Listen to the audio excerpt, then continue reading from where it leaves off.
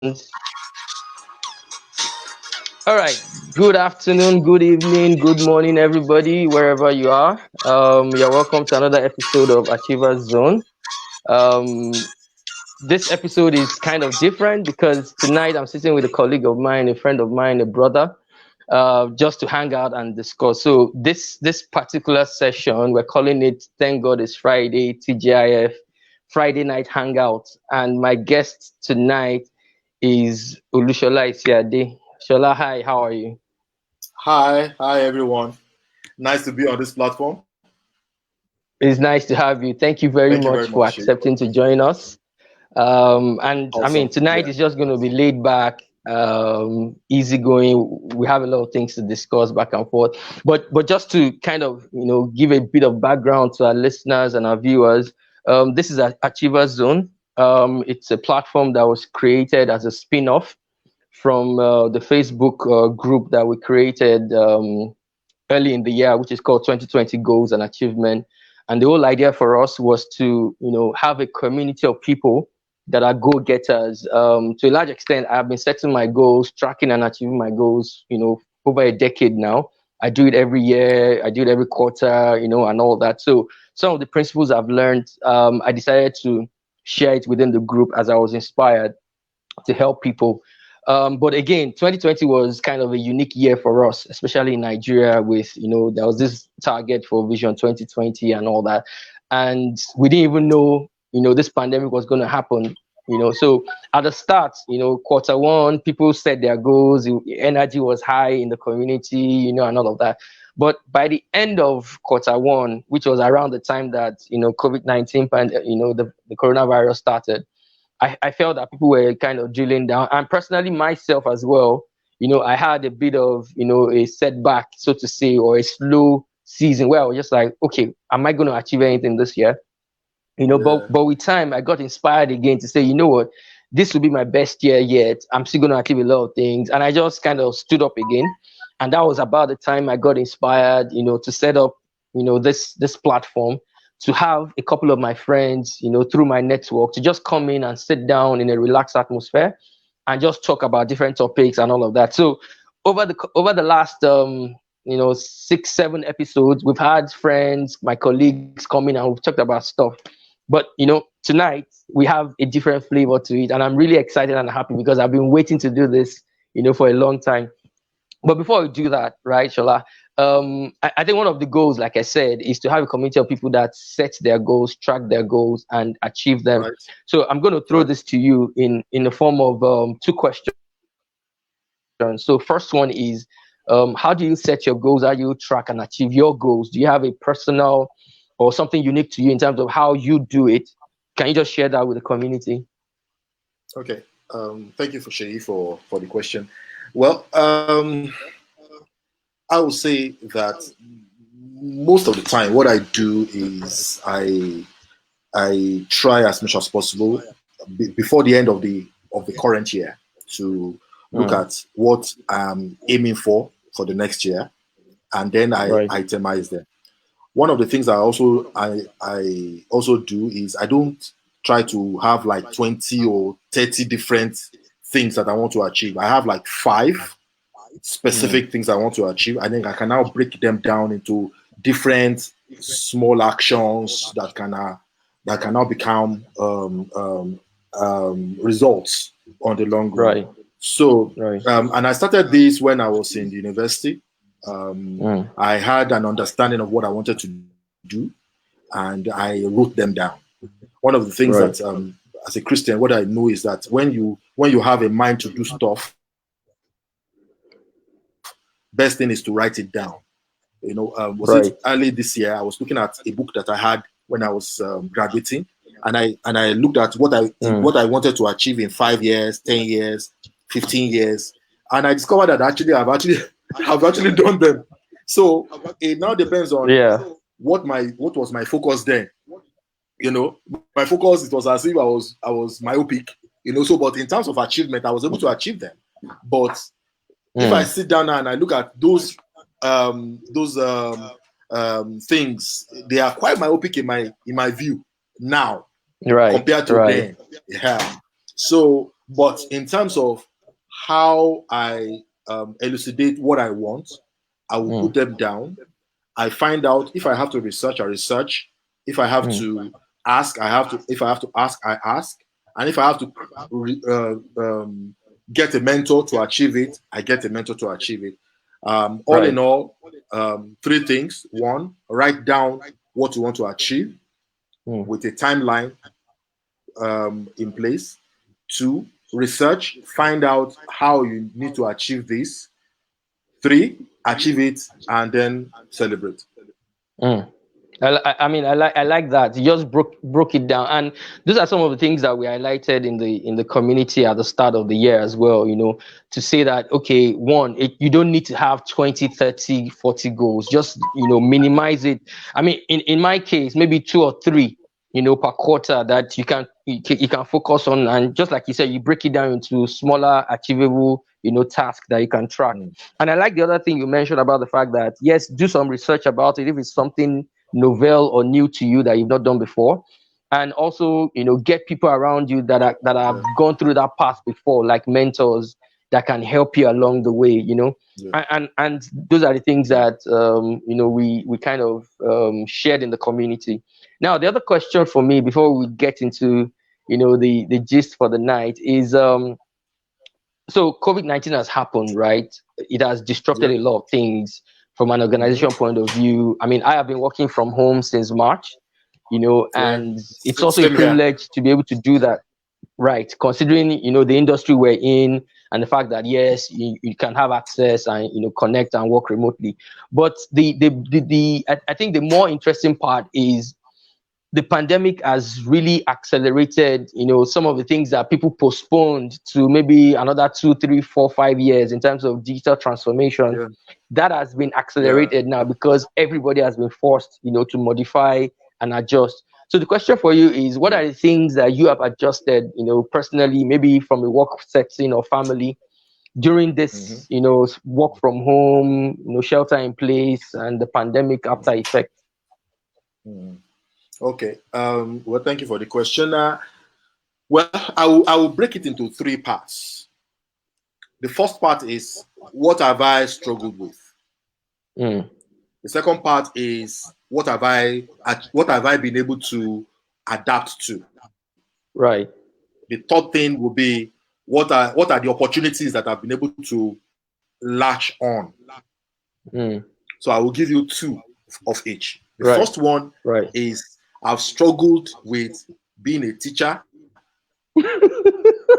a babysitter, I know you don't know what I've gone through. Wow. It's quite funny. It's a happy thought that you have the kids around.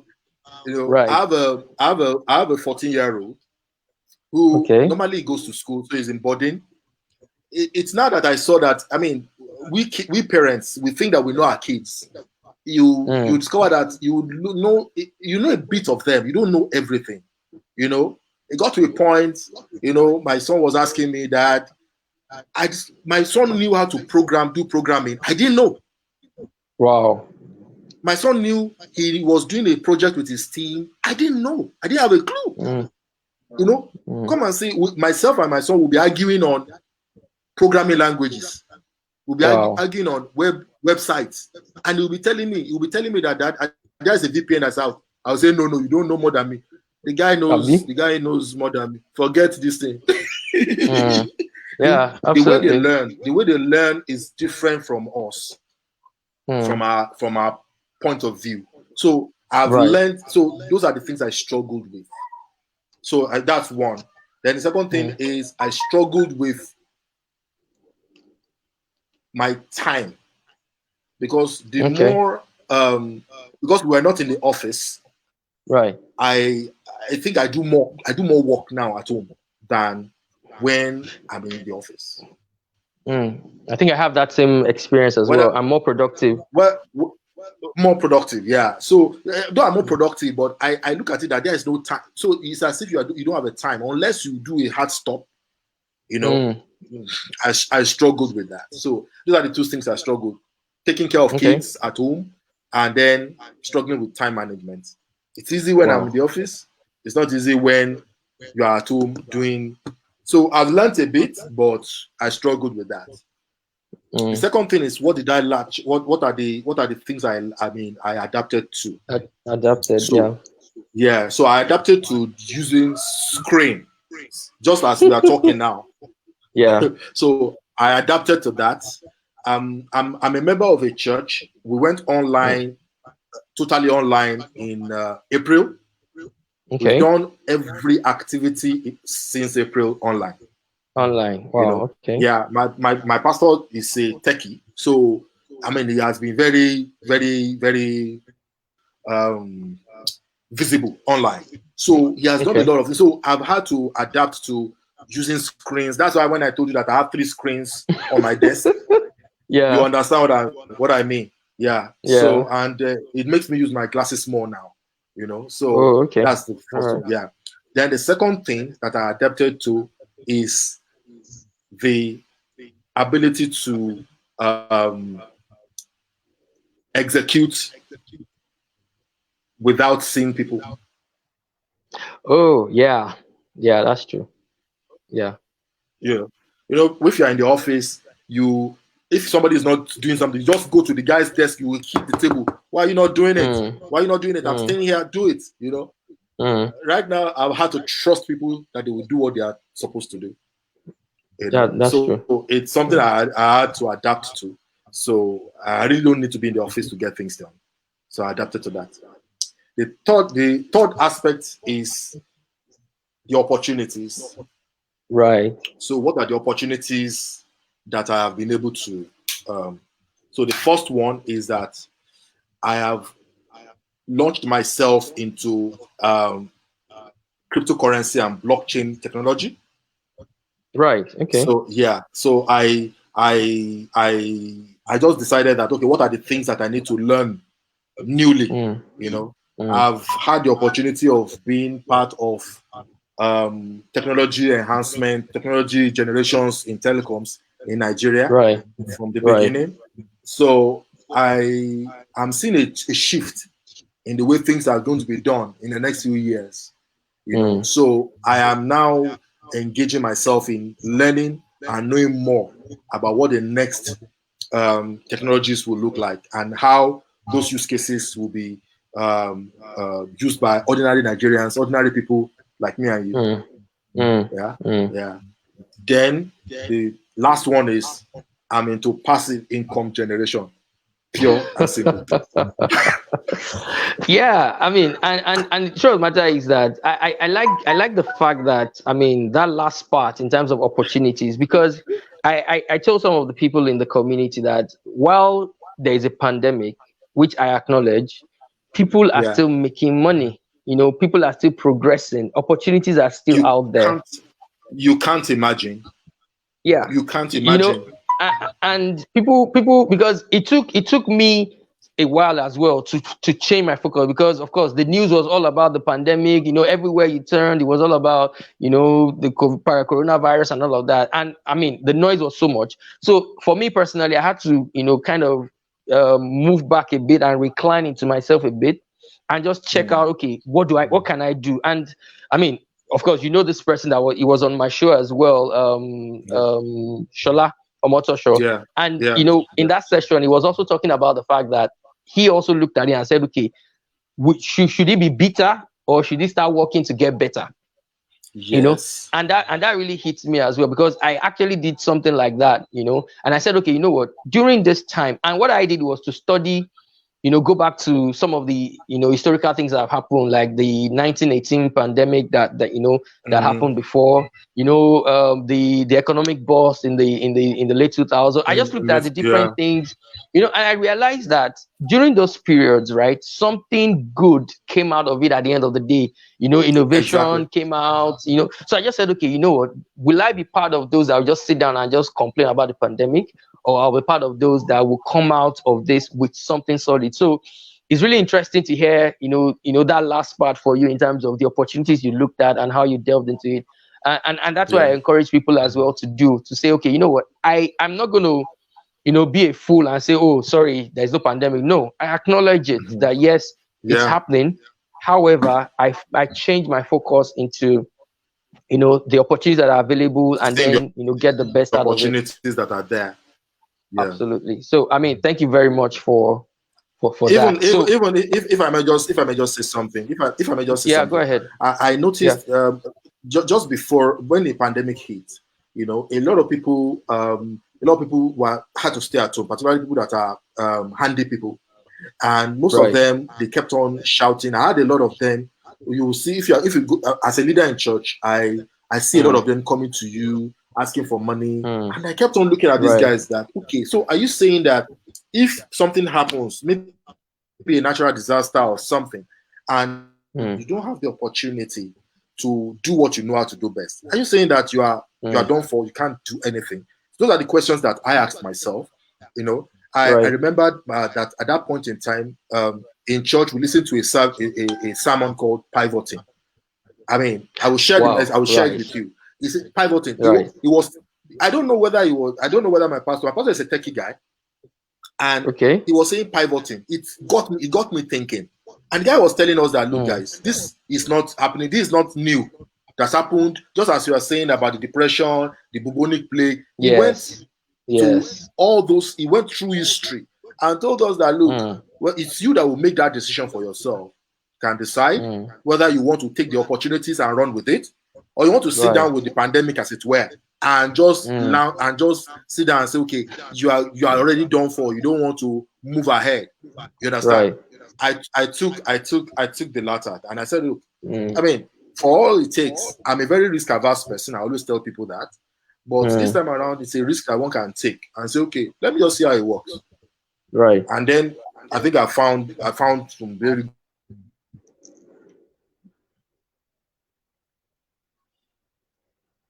good things about it. It's quite cool. Well, absolutely. I mean, thank Yeah. you so much for sharing that. I know myself. Maybe I don't use the word pivot, but those are some of the things that I actually told people as well. In terms of, if you look at it, businesses are pivoting and Yeah. going into alternate areas where, I mean, Alternate. typical example. I read about a hotel because they know that nothing is happening with people get their guests coming in Yeah. and all of that. They have a huge laundry Yeah. facility. They pivoted into that and started, Yes. asking people that, okay, bring your laundry, Yes. we'll do it for you, deliver. Do you understand? And that Laundry was will that do was what? what Yeah. happened. Yeah. Exactly. And they have the facility to do world class laundry because, I mean, it's a big hotel, and that's Mm, what they did. I looked at mm. other, I mean, I don't know if you're aware of it, but they're trying to look at drive through cinemas where you're driving with your car, and there's this Yeah. big screen. So you don't have to Yeah. come out of your car, you pay. And you just watch, and once you are done, you drive Mm-hmm. and you go. So I told the community that, look, businesses are doing that. Then you as an individual also, the opportunity is there for you to also pivot as well and see the things that you can do, because even though there is a pandemic, opportunities still abound. And I really In every appreciate that, and thanks. in, in Go every ahead, go ahead. industry, there's an Mm, opportunity. mm, And as I said, in every industry, there's an opportunity. There are so many opportunities that we are seeing. I mm. will use. I mean, you gave two examples. Let me give two examples too. I have Right. two people I know. They are musicians. They are musicians. Before now, they were teaching music. I mean, one of them is my son's music teacher. Okay. So he's a very good pianist. He might even be listening to this program. Right. Um, so the guy told me that he wants to do this. He wants to train people online. That was pre-pandemic. Wow. Guess Okay. what? Today he's earning in Mm. dollars because he's teaching people Wow. online Outside the in country. Canada, Wow. in Australia, in the Mm. US. Somebody that Wow. before now he was even struggling to get people to train in Nigeria. Wow. Mm. Do you understand? Those are the kind Yeah. of things that's happening right now. People they are making it because the world is now a global marketplace. That if Absolutely. you have a laptop, a computer, sorry, an internet service, you are good to go. Mm. Mm. I mean, and that's the fact. I mean, because I think it was around June, I got invited to talk in a program about the future of work. And those are the things I was highlighting. In that conference. Just to tell people that look, things are going to change. They've already changed. I mean, about that time, we were already talking about the new normal because work, New the normal, yeah. work has changed, the engagement has changed. Like you said, the world is now a global marketplace. People can recruit. I mean, I also have a friend of mine now that she works for a company abroad and she's here, and they Yeah. just told her that she doesn't need to come, but she logs in at the right time, considering the time difference, time zone, and works with that team. She's a Mm-hmm. project manager, and she works with that team, and everybody submits what they need to submit, as the sun, moves, Exactly. and she'll join Exactly. at the right time, collaborate, submit her own portion.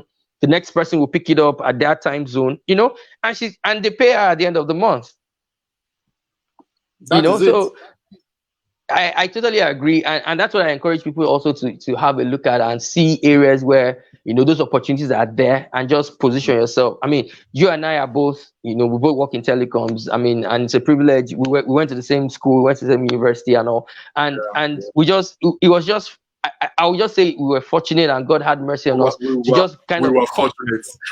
yeah, absolutely. I mean, to just come in around the time we graduated, and that was Yeah. when the GSM. boom of telecoms came, Yeah. GSM into Nigeria. And all. I know we're still going to touch it, down the line, but it's just interesting to see that. I mean, God just kind of helped us, and we're privileged to be able to be in this space and be at the cutting edge of new technology every time.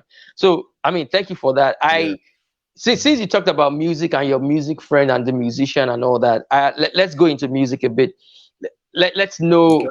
I mean, for me, I have my favorite in terms of when it comes to the genre of music. I am eclectic when it comes to music. I enjoy different types of music. But for you, what are your preferences when it comes to music? Well, it depends on my mood, but basically it depends on my mood. Um, I like jazz more, and I Right. like Okay. jazz jazz-based music. If it's in terms Right. of um, the um, the musicians I like best, I would say Phil Collins is still my best. Okay. Yeah. Phil Yeah. Collins, I think I you are copying my playbook. Eh. Phil Collins, I can hear Phil Collins all day. Wow. Okay. If you're asking me that, okay, in today's world, what do I like listening to? I will take uh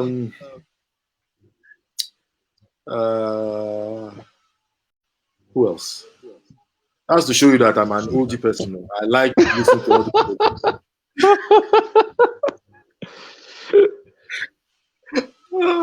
no, but well, if I have to sit down and look at the kind of music they sing, the kind of music we have right now, Mm, I don't really, it doesn't leverage with me. But wow. if there is someone that I listen to most times, Mm, and I just mm. like his banter, I like his as far as the bad guy. Yeah, yeah, yeah, yeah. I mean, so I will agree with you on that. And I mean, I didn't even know your love for jazz, but you can see the flyer. I put a saxophone Yeah, in there because yeah, that's yeah. just me. I mean, I Mm. was talking to another friend of mine that I actually discovered that jazz music helps me when I'm reading way back in 400 Yes. level in school. Yeah, So yeah, yeah, yeah. That's my so God is so when I also. get to the library, I just put in a jazz. We used to carry Walkman, and Walkman Discman also. and all.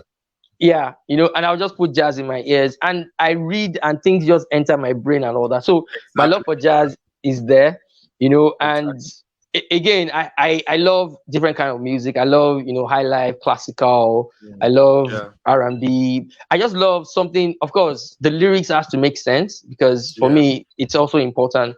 But, Hmm. I kind of enjoy, different shades of music like that. I mean, I can even tell you this unapologetically. I love Akpala music as well. You Ah, know, that reminds me. That reminds me. Growing up, I mean, I come from a family who are deeper lifers, hmm and we don't. before you know, if you've lived in the Ibadan of the 80s and 90s, you know, when you're a Yeah. deeper life person, you there's a way, you have your gate, your father must see you in it. So when Mm, my father leaves work and during the mm. holidays, I tune to be uh, I think it's radio or radio OYO or something like Radio that. OYO. I will Yeah. Yes, I will listen to all the songs.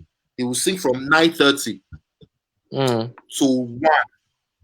I Wow. can right now I still remember those songs, you know, all the Bonnie M, everything. I Yeah. will listen to everything. I will learn all the songs. When my father comes Mm. back, I'll do like they'll say, "What have you been doing?" Reading. Radio. So I did that for years. When I entered secondary school, I had an uncle that listens to Ike Dairo. I don't know whether you know Ike Dairo. Yeah, Funny yeah, I enough, do. Ike Dairo is a member of my maternal family from Ijebu-Chesha. Ah, okay. So Okay. so the man listens. I just love the song, the way the guy Yeah. sings. Do you know? By the Yeah. time I enter university, I will be singing the song because I have listened to it back to back. I'll be Right. listening to it. I'll be singing it, and people will be looking at me like, "Guy, what are you?" You know what I'm saying? So I Yeah. like Akidairo. I like Akidairo. When I got married, my father-in-law was a stickler for the Oriental Brothers and the Right. Okay. Obey. The man made sure Yeah. that when he's sitting there, he tells me to come and sit down. We sit down, we'll be listening. So Can you I imagine? I got to love those songs. So I'll say Mm. I'm eclectic like that too. So, but as I said, my Right. mood determines what I listen to at any point in time. Yeah, yeah, absolutely. I mean, I know that for sure as well for me because I mean, there are times that I just want something light, something just in the background, and there are times that I want something to just feel my atmosphere and just kind of push me on. So yes, Fal's the bad guy. For me, Simi, Adekunle Gold, some of his tracks are really engaging for me as well. So of course, Lagbaja by default, Asha, Yeah, I you get know. that by default. Those are my jams, and I mean, I really love them. So I mean, it looks like we have a kind of I think we have similar the taste. same. Yeah, Yeah. yeah, I guess so. Okay. All right. That's nice. So let's get to the gist now. You're an Arsenal fan, right? Mm-hmm. I'm a Chelsea fan. Yes. And I can see you're wearing something reddish. I'm wearing my own, Just to, you know, just to show that until my shirt comes in. like I told you, I've ordered mine as well. So don't worry, new season, we're coming big. But let's just have a discussion about that a bit because ever since I posted this, right, I've had a Yeah. lot of Arsenal fans coming on my page and just telling me, and I said, okay, you know what? I'm gonna acknowledge a couple of things that yes, Arsenal has done. I mean, over the years, I've been watching football since what the late 80s, and Mm-hmm. I kind of just fell into the love for Chelsea. Of course, I Yeah. mean, there's a story around it. It's not just that I just picked it up. I have I So, but have which some which club cousins. which club which club did you like first? Okay, so basically, I first saw Manchester United way back Van der Sar Champions League final. Long time ago. But before all of that, right? And that's the story behind it. I have an uncle that lived in the UK, and my cousins and all of that, and they lived around southwest London. So by default, I mean, when they talk about Chelsea, of course, London has so many clubs.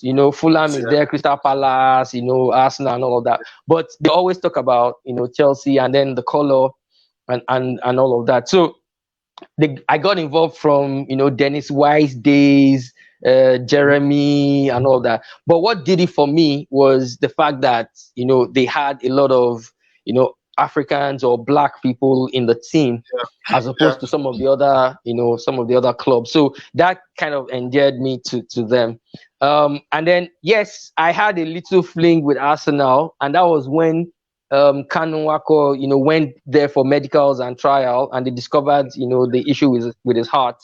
And Yeah. Arsene Wenger still said, okay, he's still going to sign him on, but he's going to do the surgery. And I felt, oh, that was really humane, and very Yeah. loving and all that. So I had that, but my first love, is Chelsea. But my first introduction to EPL was Manchester United.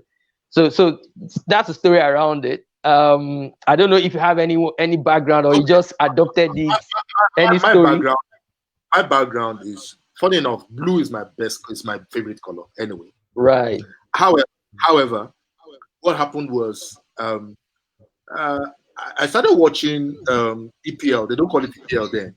Yeah. Very Yeah. early on, when you watch NTA, NTA Right. will show you all these oldies. No, when you see the matches, they do match of the day.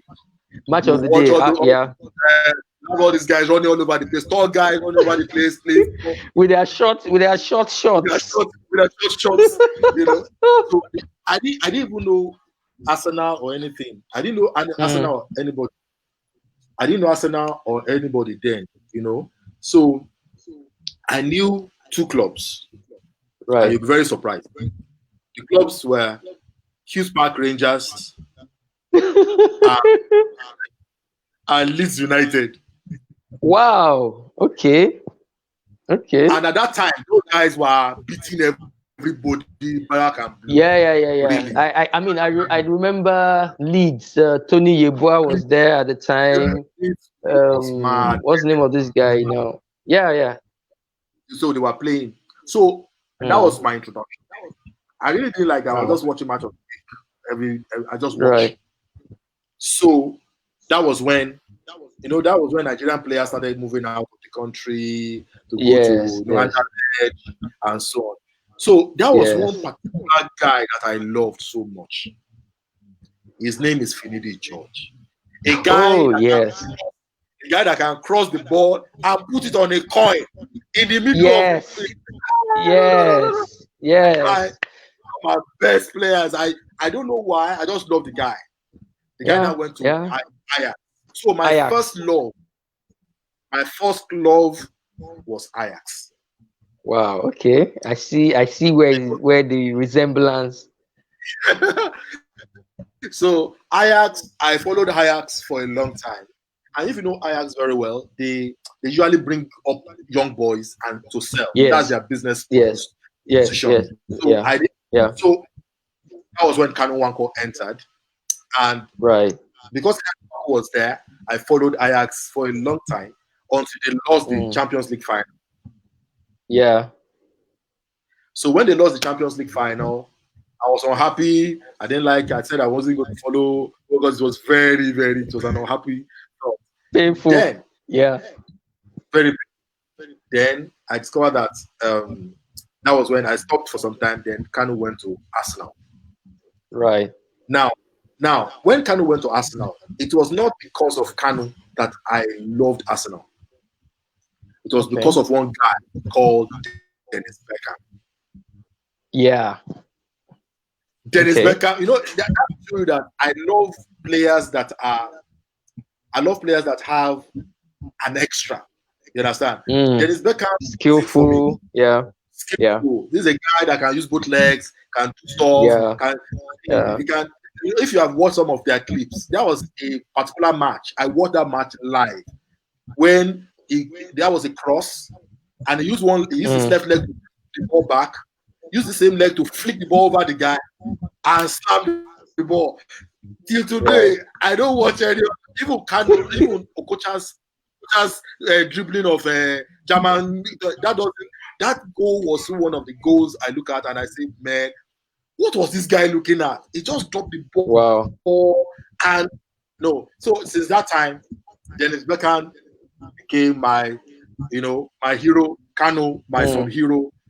Right. And then Arsene Wenger blew our mind with the Invincibles. And that was Yeah. We know. I guaranteed someone that yes, you will talk about Invincibles, right? So, but I enjoyed. One thing is that I enjoyed. They call the Arsenal team the Brazilians of the EPL. I like Brazil as it. I like the way they play. Yeah. And if you notice recently, Brazilians are already becoming the center point of their Arsenal team now. The chief scout is a Brazilian. The head of football is a Brazilian. What they are doing now is that they are, I think, going to live up to that Brazilian samba style within Samba style. the Okay. EPL. So I love that. Okay. There's a setup. Okay. All right. So it's time to acknowledge a couple of things temporarily, right? Which is the fact that okay, yes, we met at the FA Cup final and you beat us 2-1.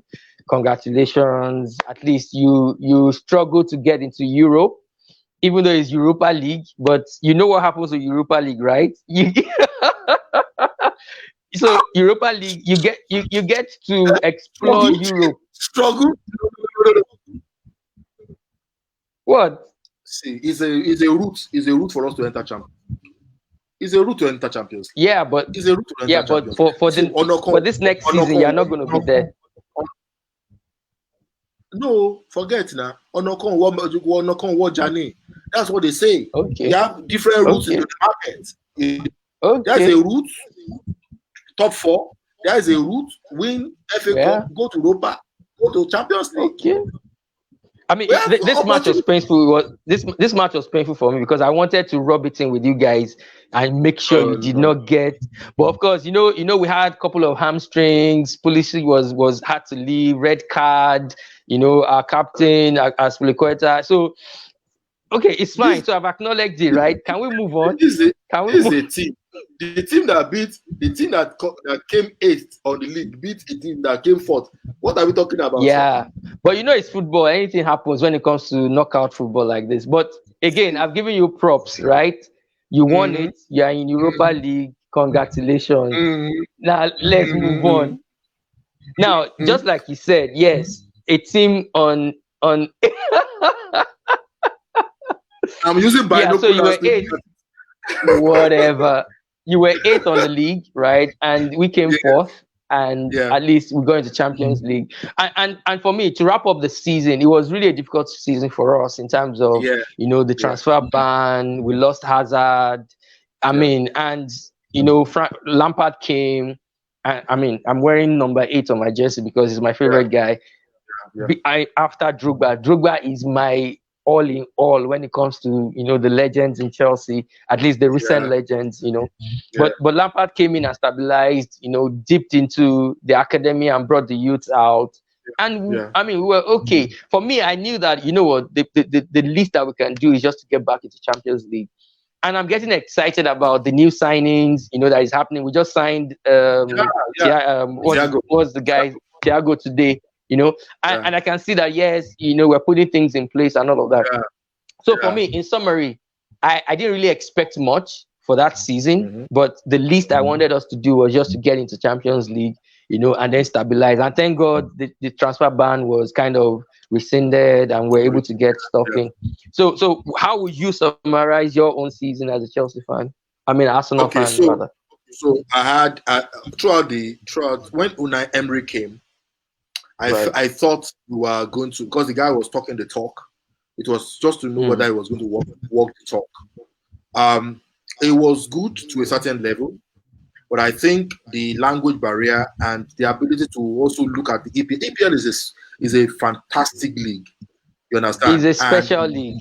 It's a special league. You know, absolutely. You can't say because you have done well in Italy or in Spain that you come there and come and whitewash them. Even Guardiola is struggling.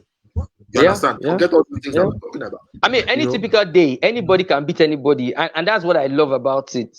You know, Stoke City can come and beat Man U or beat Man City. You know, and that's what I love about it. Wolves beat us. Wolves beat Arsenal, I think, 2-way last season. Home and away. Wow. Okay. They didn't send us. They didn't send us. So they were just. I mean, it got to a point. I was watching the Wolves match. I will put it on. I'll put on the match. When they do a break, when they have a breakout like this or a counter attack like this, I'll put it on Africa Magic. I'll watch Africa Magic. I'll be praying in my mind that because those guys were just they were really good. They look murderous. They look like people that when they go on the counter attack, they will kill you. That's the way they look. That's true. They have this African looking guy, Wolves. That was just tormenting. Traore is quick. The guy was just tormenting all those Mustafi and everybody was just pulling him. Well, so, okay. but what I saw to the season for them was that they didn't make, the decision was not made on time to terminate Unai Emery, number one. And the second thing is that, I mean, the club thrives on being a family club. They before they can play together, they need to like each other. It's not like what do you call it, Barcelona, that if you don't like each other, you can still play well. You understand? Just make sure that feed Messi, we score 5 goals. Yeah. If Arsenal has a problem in the dressing room, you sit on the pitch. Yeah. You sit on the pitch immediately. You sit on the pitch immediately. That's why you see somebody like our number 10. I mean, you sit on the pitch. You know, he doesn't play well. This is a guy that's a World Cup winner. He doesn't play well. So really, they went through. Right? I thank God that Ozil. I thank God that they brought in the coach Arteta. Arteta has always been he's one of my best captains. When he was captain, I love the way he usually marshals his team. It was a great number 4. I love that. You know what happened with Arsenal over the years. I think so. The first thing is that, I mean, Arsene Wenger he's still a legend in that club because of the things he did.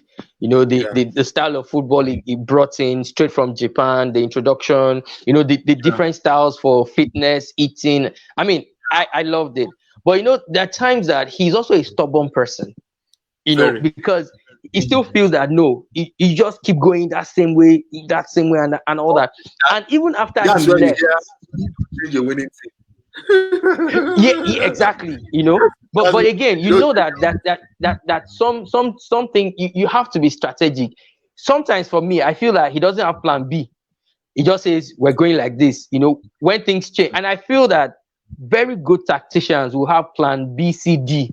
You know, and say, okay, if this doesn't work, I'm going to go like this. You know, Mourinho is good with that. You know, Alex Ferguson is good with that as well. You know, very tactical and say, okay, we can switch it and all of that. But I think Arsene Wenger was just one way and all that. And it was nice to when it works, when it clicks, it's beautiful football, right? But like you said, sometimes when it doesn't click, it's horrible. And I also feel that you guys don't have talkers, you know, in the team, leaders that can talk. You know, the way John Terry will back out orders from the back and go and harass somebody, it was lacking. When the likes of David Seaman, the likes of what's their captain, that yeah, I know who you're talking about. Yeah. When they were there, these are guys that the guy will tell them, I tell to go and stay somewhere. You go and stay there. You understand? Absolutely. You tell somebody to come and defend. You come. It's not that they never had. They had. Even so, Campbell was a good captain. You understand? Yeah. But I think when those ones started coming in, and I think they lost it when Fabregas left. When Fabregas left, Fabregas was being groomed to become a legend, right, in Arsenal. But the guy had a different mindset. He wanted to come back to Barcelona. He wanted it to be stated that Fabregas he played for Barcelona. That was what he wanted, and he didn't leave on a good note. And then, you know, as you said, Baba is a very he just broadcast it. He started giving all those numbers. He gave Gallas captainship. He gave you can imagine people that they don't even have anything to do with captainship. He was giving them captainship. So by that time, Baba had already lost it. You know? So we never had captains anyway. Today, giving Aubameyang captainship, I think it was just a coup. They just wanted him to stay. That's why they. I mean, by the way, what's happening with that? I mean, is he staying? Is he going? They don't know yet, too. But you guys are playing you're playing tomorrow now. You're playing Community Shield tomorrow. Playing. Wow. Okay. He's playing, but captainship is to tie him down. You know, they want to make him a legend. But you see, two things I ask people now. Does being a legend, does it bring money to your pocket? Because if Barcelona decides to move and they decide to come from Aubameyang, Aubameyang will go. Forget Yeah, it. yeah, absolutely, absolutely. Obama That's how they entice. That's how they entice Hazard now, yes, because he now has Obama always wanted to play for what's his name now? Real Madrid. Um, yeah, Real Madrid. Yeah, Yeah. So, but what I see is just like we working in telco. You understand? We know how mm, we have moved. You understand? yeah, yeah. He's most valuable player. If you like, you go to this place today. You go to this place today. I mean, while we were talking, I noticed that most of the telecom in the telecom ecosystem, people have been Yeah, moving around. yeah, It has not yeah. been. It's not that there is a new anything. Everybody has been He moving just around. moved. Yeah, yeah, yeah. So Mm. it's just the same way. They will continue to move around Okay. until they retire. All right. That's how So I see so it. so let But let, this let is let's that if Arteta to make his yeah, signings, yeah. Okay. All right. That's fine. I mean, I've given you props. You won the FA Cup. We've reviewed this table. Showing what happened last season. yeah, Now the next few props. question is what's this new season going to look like? And by the way, usually this is where Arsenal is always number one at the start of the season because alphabetically they put you there. We will remain there. Nah, this season, Yes, our defense is going to be top notch this season. Forget it. Forget which it. defense? This With defense, our secret this agent that we gave you, with David forget. Luiz that we gave you. No, David Luiz is going to be second pecking in order. We are bringing three. Saliba is already in. Gabriel is in. Right, But see, right. that Tiani is in. Forget. We have a new defense. That defense is watertight. Okay, so let me put Watertight. you on the record. Let me put you on the record now because we're recording this, right? We'll review this at Yes. the end of the season. Yes. Where will Arsenal be on this table by the end of the new season? Number one. Shola. Yes. I put my money. I put my salary on it. Number one. You, nah. Okay, so Mark well, I it. don't know what confidence you We are have, winning. but We are winning Community Shield tomorrow. against Liverpool, Yes. So, forget it. ah, you guys have some Community Shield. level of confidence. That's what I'm saying. Towards the tail end, the confidence was just came in. So Community Shield Wow. in the bag. So we are going to win. So that's what I'm saying. That look, when you are saying that top four, no problem. We have gotten Euro. We have gotten FA Cup.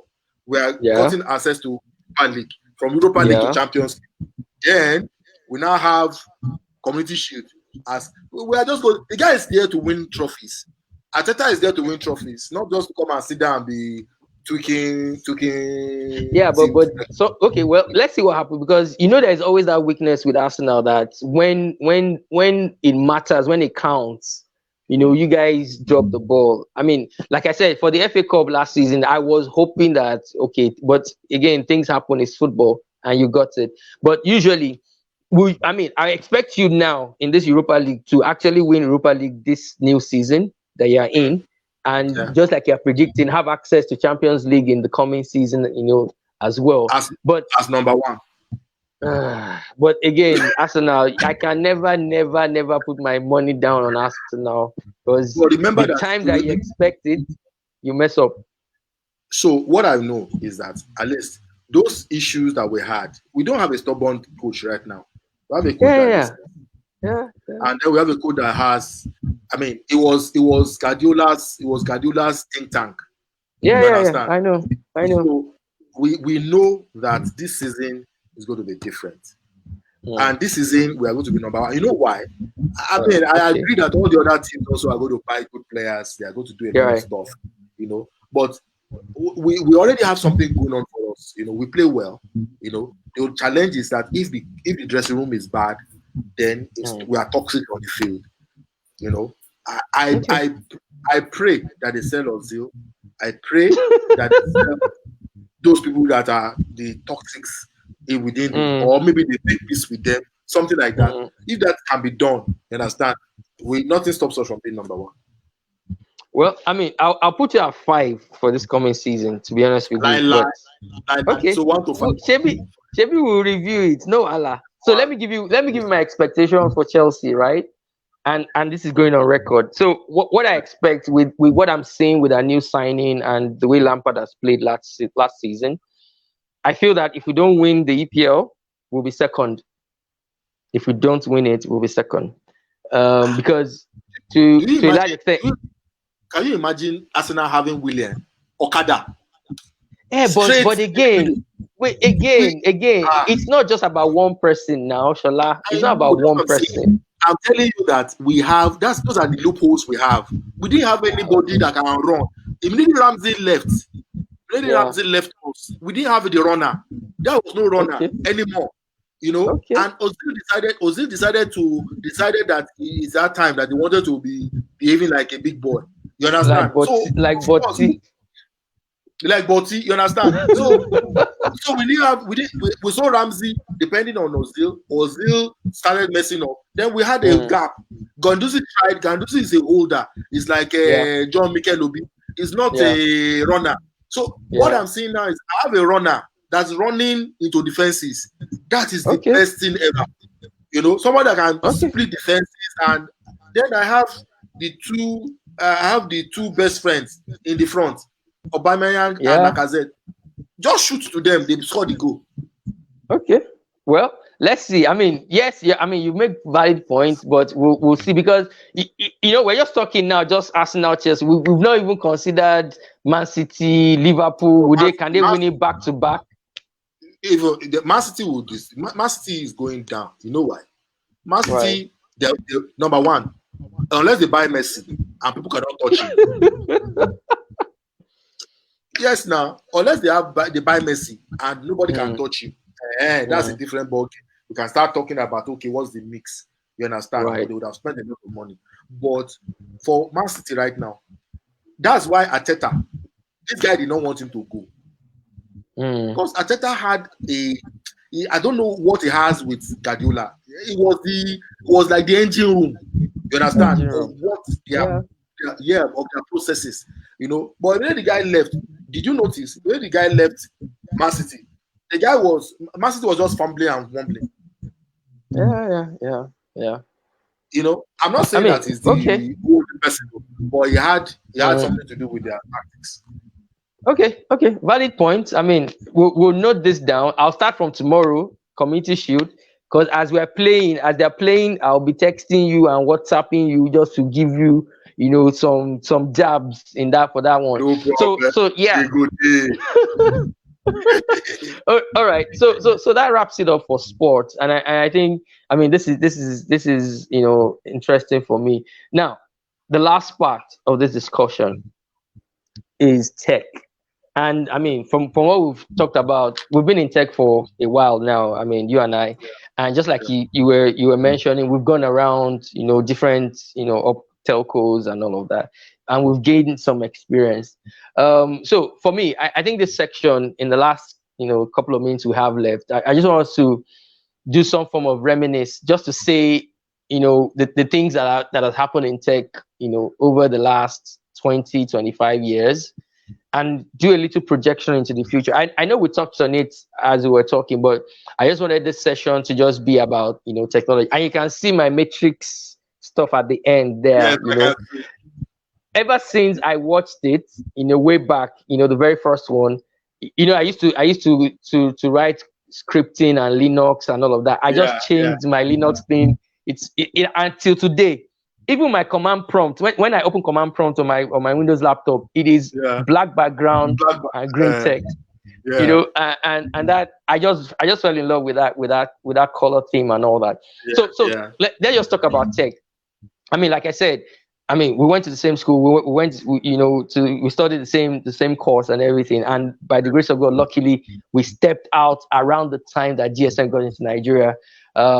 Which is 2000, 2001, 2002, thereabout. So just give me your feel of, you know, what tech has been since, you know, about 20-25 years.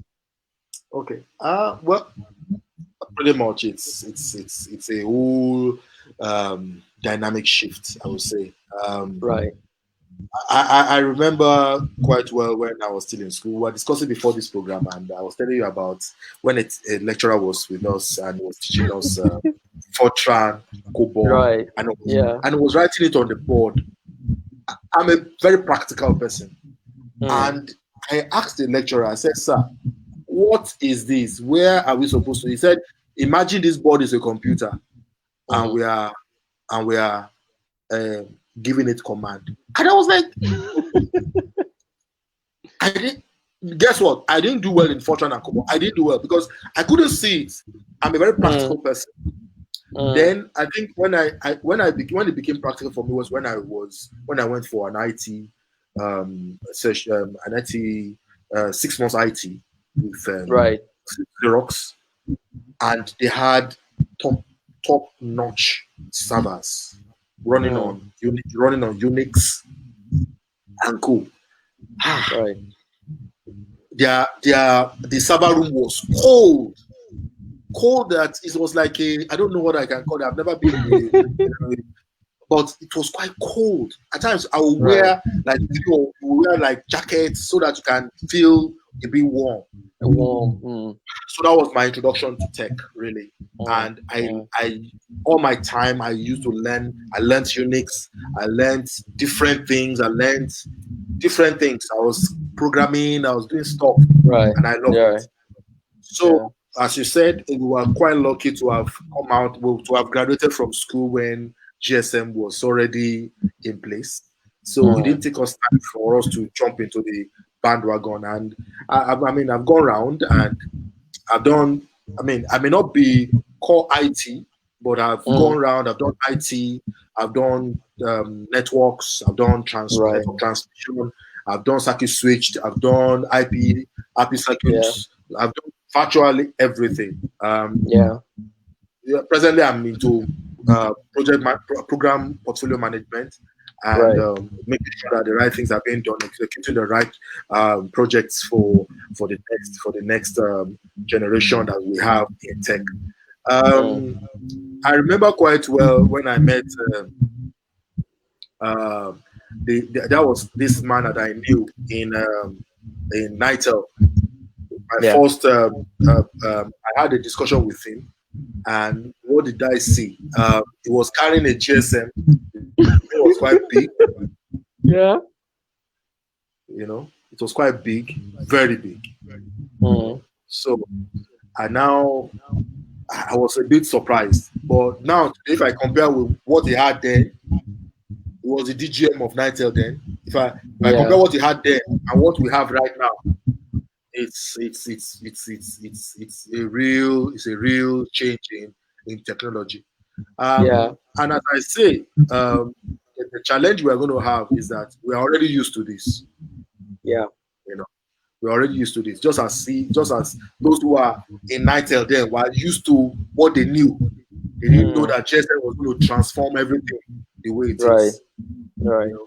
So I would say that in terms of shifting processes and policies, I'm expecting that people should, or let's say our colleagues should embrace new scientific technologies that are coming out, so that we can actually prepare the ground for launches into the new technologies that are coming in. So we don't now look like our forebearers or forebears that they just held like Nokia. Nokia held to what they had, and this thing cannot change. And the likes of Samsung, the likes of Apple took over. You know, I see that happening. I see that happening soon. Yeah, I see that happening soon. But if people can start, churning out things that they had in mind and looking at what is on ground, the science of today, then I think we can make the best out of it.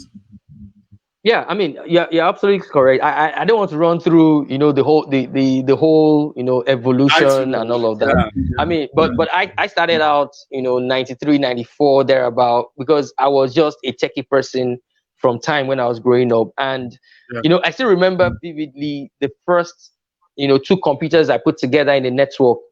We were using Windows NT 4.0 and we were following networking essentials, and it was coaxial cable. Not even Ethernet, it was coaxial cable, that we had to, put together in that BNC connector kind of thing, and going back to look at that and seeing all the evolution till now, it is amazing, how things have evolved. I was watching a program that was set in the 80s, and just like you said, that big phone, I was just looking at it like, wow. So people actually carried this phone with pride, but that was what was available, and look at what has happened now, and the way we are, the technology we can use and all of that. And I believe that even as we evolve forward, that amazing things are going to happen. So the other thing I wanted us to do was also to say, okay, you know what? We've seen what has happened in the last 20, 30 years with evolution of, tech and all that. Let's project into the future. What are the things that, of course, new technology that is coming in? And I mean, we can talk about this because, again, because we're privileged to work in telecoms, we're at the cutting edge. I mean, I also project manage, I program manage, and we're at execution at the very edge of technology. So we can talk about these things, So can we just kind of look at some of the things that we hope to see in the future from a technology point of view? And also, you mentioned something in particular that I just wanted you to touch on. I know we've crossed the hour, but let's just touch on it slightly, and then we'll continue. Like I told you, that there's still some other things I want to do when it comes to tech that I believe I can still invite you, and we'll have more details to talk about that. So let's just project in the future in the next couple of minutes. Okay, so I see. I mean, everybody's already talking 5G. And I see 5G. 5G is going to cause a lot of disruption in the market, and because 5G has a decentralized use case scenario in which you can actually appropriate it to individual industries, individual. You can personalize it, unlike 4G that is still like more mass market oriented. You understand? So, and one of the things, there's a book that I'm reading. That's the book I'm reading. I don't know whether you have that book. Let me see if I have it around here. The book was written by one of my big bros, Mr. Adekobi Olubayo. It says the future is shared. The future is shared. Our future is shared, whether anybody likes it or not. The future is shared. Uber is already sharing. What else? Everybody's sharing. We are going to get to that point where I won't have to own a private jet. Already, they are already sharing private jets. I know about that. So, so the question is, technology is going to cause us to start sharing things. It will not be, she has a Rolls Royce Phantom. Yes, I must buy my own something. It will get to a point that Rolls Royce Phantom will come. You have 1 hour to ride it. I will have 2 hours to ride it. That's what's going to happen. That's what's going to happen on the long run. So in terms of technology, 5G is key. And it's going to cause a lot of disruption in the market as we know it. The second thing is all those other things that will ride on 5G. Things like IoT, things like 5G, things like AI, things like blockchain, virtual reality, all those ones, they are already technology already existing. They are just looking for that super highway. They're looking for that super highway that they are going to sit on, and then they will disrupt the market. You understand? We have not even talked about the industrial technologies, which is going to transform manufacturing as we know it. Robotics, automation, and all that. The reason why the likes of Tesla can happen right now is because there is already a platform for them to run on. I was looking at this. I was looking at Tesla's their China and their American manufacturing plants, and I was looking at this robotic arm. I was saying, wow, when are we going to have this in Nigeria? Wait till 5G comes. These things will definitely happen. So those are the things that are going. I mean, in the nearest 5 years, we're going to have those things. What else are we going to talk about? I see, and I talked about blockchain. In Africa, we don't. The aspect of trusting is a major challenge in Africa. Blockchain solves that problem end to end. So I know I don't trust somebody. You understand? I put whatever our transaction is on a blockchain. You Correct. can't cheat me. You can't cheat me. So far I Mm. put you on the blockchain, I'm okay. I can go and Yeah. sleep. Right. You know, Right. when you are supposed to deliver that thing, I call up the contract. Is it there? If you have not done Yeah. it, you would have agreed on the contract. The MOU would have been agreed. Not that, The not a situation terms. where somebody does a contract and then goes and then they say, he has got to do juju, and juju has killed the person, and he's saying that he doesn't want to kill the family. It won't happen. All those things are Right. going to happen. Yeah. So those kind of things are going to happen, and that's why I'm saying that the use cases are pretty much already on ground. It's just to see people that will evangelize it, people that will take it up and say, okay, let's move with these things. That's what we do. I've had a situation where I've had to discuss with a lot of people, young people particularly, that I felt would have had the opportunity to learn these things. They don't know it. Right. Everybody's after short-term gains, short-term money making. It Yeah. doesn't make any sense. Right. Yeah. I mean that you're spot on everything. I mean the only thing I can do is just re-echo, everything I've said, because that's exactly what's happening. And the interesting thing is, so this week, right? I dedicated this week to so I usually share just one post per day on my social media, platform across board. And this week I dedicated it to, knowledge, learning, developing that learning habit. And today in particular, as I was rounding up, what you said about sharing was one of the things I mentioned, that there's this quote that says that knowledge is power. Fine, I agree with that. But I saw one quote from I think it was Carnegie, Dane Carnegie, if I remember correctly, and it was saying that knowledge is not power until when it it's is not used. applied. Yes. Thank you. Do you understand? So I and then what I said was that is also valid because it moves it down up a notch. But the ultimate is knowledge that you share. That is the power for the future, because it's all about sharing. And when you mentioned that, I just remember that, that is true. Because if you look at the focus of the future, the work of the future, the employee of the future, some of the properties is that ability to share. So it's not just gaining knowledge for knowledge's sake. It's not just just having it. It's not only about applying the knowledge, but it's now about sharing it. And that's why some of the platforms I have, I use that opportunity to just share, not in a way to show that, oh yes, I'm a, what's that word that we use in school then, ethical bookworm, that kind of a thing. But it's just to say that, okay, you know what, I can help. How can I help you? If you have something that you want to learn about, and I tell people as well that, you know what, this is the most knowledgeable generation that you can think of so far, because the information superhighway is on your hands, is on the palm of your hands, with your mobile phone, your device. But I realize that people, just like you said, people just want something short term, just something very fickle.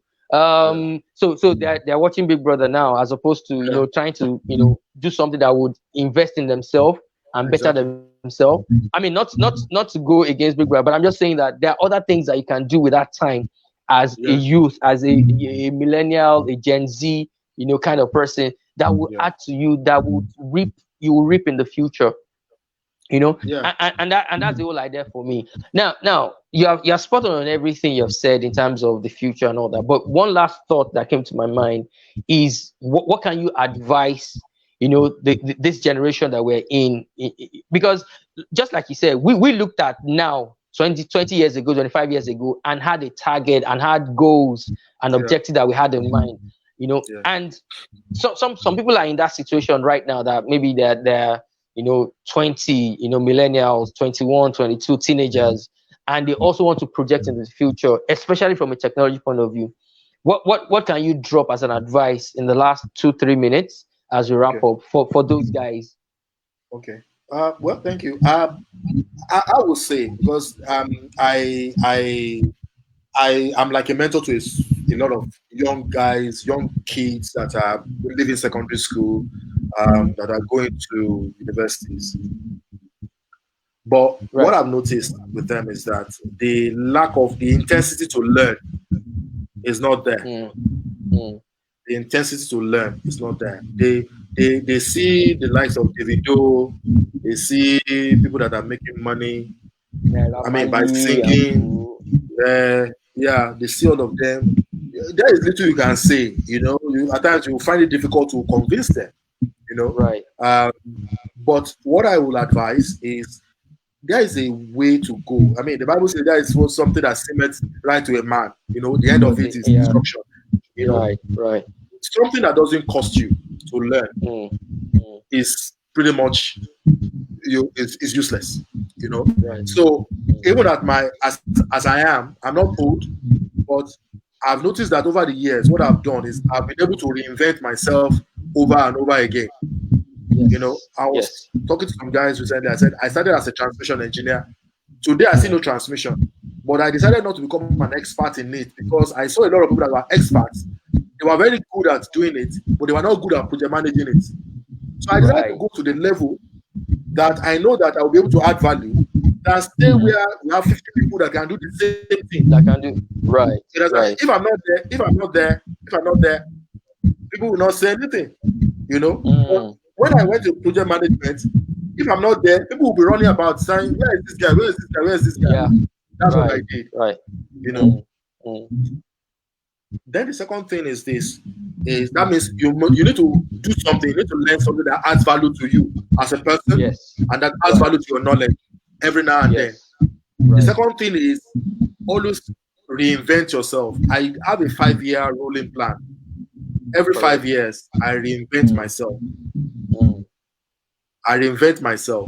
What I did in the last 5 years, for me, I will tell myself, I've done that bit. I'm true. What's the next step? What's the next thing? Correct. That's what I do. The third thing I will advise people now, young guys now, is that they should have good mentors. Growing up, I remembered when my father told me that I had an admission to read mathematics in Ife, and I rejected it. I said, "For what? I don't want to become a lecturer." And my father did not even know anything. It was just like, okay. I ended up doing electrical engineering in Poly. I spent 8 years studying on that subject. Yeah. But do you know what? It was when I graduated and I went to working that I discovered that if I had done mathematics, I would have done mathematics and computing. I would have gone into computing. I would have become the same thing that I am right now, but with better time. Absolutely. So they need to come to the point where they can ask and get knowledge. Don't beat about the bush. There is a path already beaten for you by some guys that have passed through the same levels like 5-15 years ago. When you get to them, you ask them, "Sir, how did you do it?" They will tell you, "Follow this path." You follow it, you become the best for it. But if you decide to go through another bush, I'm sorry, you spend another 20 years doing the same thing your father did, and then get to the same result. That's what's gonna happen. I mean that you're absolutely spot on, and just mentioning that maybe we'll need to invite someone in and talk about mentorship, or have multiple people and just share that experience, because that's the main key for me as well. I had people that guided me along the way. Like I told you, I love technology from way back when I was young. I'm the kind of person that would take a screwdriver or knife and go and open my robotic toy and open the car and open the TV and the radio, because I was curious. I wanted to know what was happening, But along the way, as I grew up, I had mentors that were like, "No, don't do this, Sheyi. Oh, go for this. It's better than that." All the way, and that's what has helped me. But I realized that this generation, they feel that, oh, you want to lord it over them, or you want to tell them how to do things, So I mean, I'm just thinking maybe we'll have a session with a panel, multiple people to just come in and just talk about how mentorship has helped them, just to help people understand that it's not about that person trying to lord it over you. It's just to guide you along the way. And I tell my mentees as well that, look, I'm here. I don't want you to be a replica of me, right? I want you to be the best of you. But I will give you point along the way and say, "Oh, this one, I tried it, I failed." Exactly. Yes, this my is how failures, my failures. Exactly. And absolutely. And that's the way, I feel that we got here, and we should be able to help other people, from that space. So thank you very much for that. Yeah. I mean, you and I, like we were discussing before, we're aware that there are connectivity issues across different networks, and that's why maybe we don't have so much of an audience and all of that. So kudos to the ones that are working right now, because I can tell you right now, we're using 3.